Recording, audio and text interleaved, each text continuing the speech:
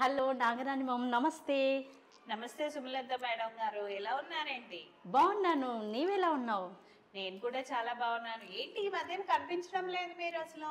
ఓ అదా, నేను ప్రయాగరాజ్లో జరుగుతున్న కుంభమేళకు వెళ్ళొచ్చాను. అవునా, కుంభమేళానా అంటే ఏమిటి? కుంభమేళ అంటే మనకి కుంభ అనగానే కుండ అని సంస్కృతంలో సమానమైన అర్థం, అవునా? అవును అవును.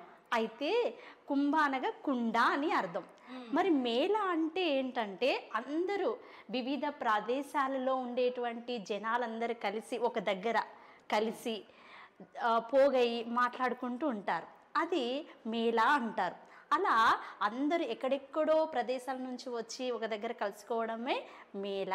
అలా కుంభమేళాగా మనము ఇప్పుడు ఈ కార్యక్రమాన్ని ప్రయాగరాజ్లో నిర్వహిస్తున్నాం. అవునా, ఈ కుంభమేళా గురించి ఏమైనా వైభవం వైశిష్టత పురాణాల్లో ఉందా మేడం? మామ్, పురాణాల్లో ఉంది. ఏంటో తెలుసా? మహావిష్ణువు అలాగే రాక్షసుల మధ్య దేవతల మధ్య భీకరమైన యుద్ధం జరిగింది. క్షీరసాగర మథనం విన్నారా? అవును విన్నాను. క్షీరసాగర మదనం పాల సముద్రంలో చిలికారు అన్నట్టుగా. అది అయితే ఆ క్షీరసాగర మథనం, ఆ యుద్ధంలో, భీకరమైన యుద్ధంలో ఇటు దేవతలకు రాక్షసులకు మధ్య యుద్ధం జరుగుతుంది. ఆ జరిగే సందర్భంలో ఏం చేస్తాడంటే మహావిష్ణువు ఒక కుండలో అమృతాన్ని తీసుకొని ఆ ప్రదేశాల గుండా ప్రయాగలో, ఉత్తరాఖండ్, హరిద్వార్లో, అలాగే మనకి నాసిక్ తెలుసు కదా, గోదావరి, నాసిక్ త్రయంబకం, అక్కడ అలా వెళ్తూ ఉండగా ఆ అమృతం అనేది ఆ బిందువులో అక్కడ అలా పడ్డాయంట. అలా మనము ప్రతి సంవత్సరం అలా మనము కుంభమేళాను నిర్వహిస్తూ ఉంటాం. అవునా, మరి ఇది ఎన్ని సంవత్సరాలకు ఒకసారి జరుపుకుంటారు? ఈ కుంభమేళా అనేది దాదాపుగా సూర్యుడు, బృహస్పతి మనకు ఉన్నాయి కదా గ్రహాలు, 12 రాశులు.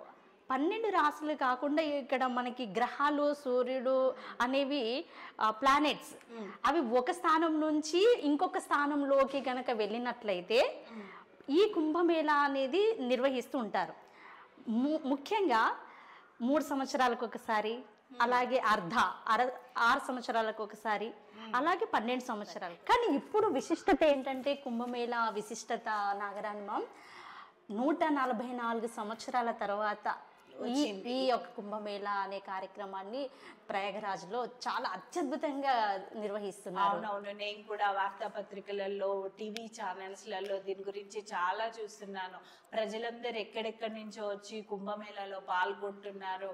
చాలా విశిష్టత కలిగింది అని వింటున్నాను, కానీ దాని గురించి నాకు ఏమీ తెలియదు. మీరు ఇప్పటిదాకా దాని పురాణం అంతా చెప్పేసరికి అబ్బా, ఇంత విశిష్టత కలిగిన కుంభమేళా ఉంది.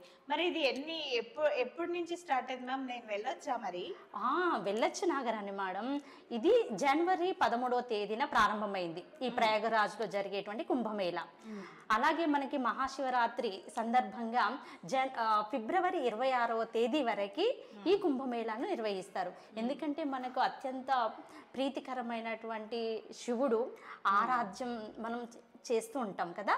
అలా ప్రయాగరాజ్లో జరిగేటువంటి ఆ కుంభమేళాలో మనం గనక ఆ యొక్క నదిలో గనక మనము స్నానాలు చేస్తే మనకు పాపాలు పోతాయని ఒక మన హిందువుల యొక్క సాంప్రదాయం. తప్పకుండా నేను వెళ్ళాలనుకుంటున్నాను. ఇంత విశిష్టత కలిగిన కుంభమేళా నేను, నా కుటుంబ సభ్యులం అందరం వెళ్ళాలనుకుంటున్నాం. మీకు కూడా కుంభమేళా వెళ్ళొచ్చారు కాబట్టి, ఆ పుణ్యస్థానం గురించి చెప్పారు కాబట్టి, పుణ్య స్నానాల గురించి చాలా ధన్యవాదాలు మేడం గారు. ధన్యవాదాలు నాగరమ్మ, మీరు కూడా తప్పకుండా వెళ్ళిరండి.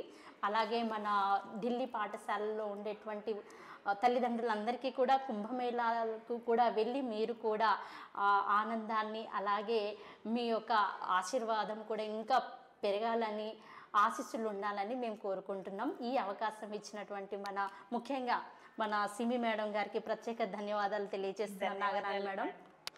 ధన్యవాదాలు. నమస్తే.